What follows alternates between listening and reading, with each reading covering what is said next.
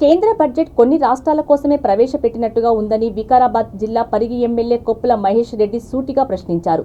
కేంద్ర బడ్జెట్పై తీవ్రంగా స్పందించిన ఆయన పోడూరు మండల పరిధిలోని మన్నెగూడలో మీడియాతో మాట్లాడుతూ తెలంగాణ రాష్ట్రానికి తీవ్ర అన్యాయం జరిగిందని మండిపడ్డారు.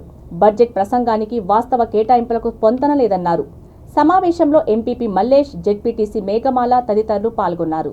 సకాలంలో మనకి ఇవ్వకపోవడం, కేంద్ర ప్రభుత్వం వచ్చే ఉపాధి హామీ నిధులను కూడా ఆపి మొన్న మనం చూసినాం. కల్లాలకు ఇచ్చిన పైసలు కూడా వాపసు ఇవ్వమని మనం పైసలు ఇవ్వమని ఒత్తిడి చేసుకుంటూ ఉపాధి హామీ పైసలు కూడా దాదాపు ఒక 9 నెలల నుంచి మనకి ఇవ్వకుండా కేంద్రం వివక్ష చేస్తున్న సంగతి మనం అందరం కూడా చూస్తున్నాం.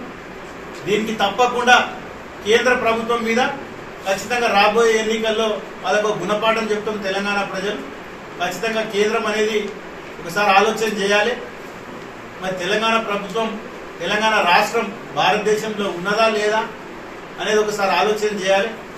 మరి కర్ణాటక ఎన్నికలు ఉన్నాయని కర్ణాటక మొన్ననే అప్పర్ భద్రకు జాతీయ హోదా ఇచ్చింది, దాదాపు 5,300 కోట్లు. మనకు వచ్చేటువంటి కోచ్ ఫ్యాక్టరీని కూడా మహారాష్ట్ర, అస్సాంకి కేటాయించింది. ఇవన్నీ కూడా వారు ఎన్నికల సందర్భంలో చెప్పినాయి.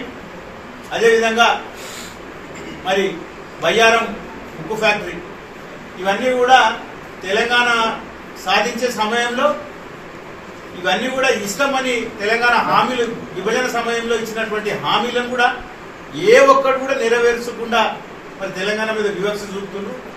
బయ్యారం ఉక్కు ఫ్యాక్టరీ, రైల్వే కోచ్, అదేవిధంగా మరి ఐటీ రంగంలో కూడా మనం చూసినాం. ఇలా దేశంలోనే ఎక్కడ లేని విధంగా ఐటీ రంగం కూడా, ఇలా పారిశ్రామిక రంగం కూడా అందరు కూడా రాష్ట్రం వైపే చూస్తున్నారు.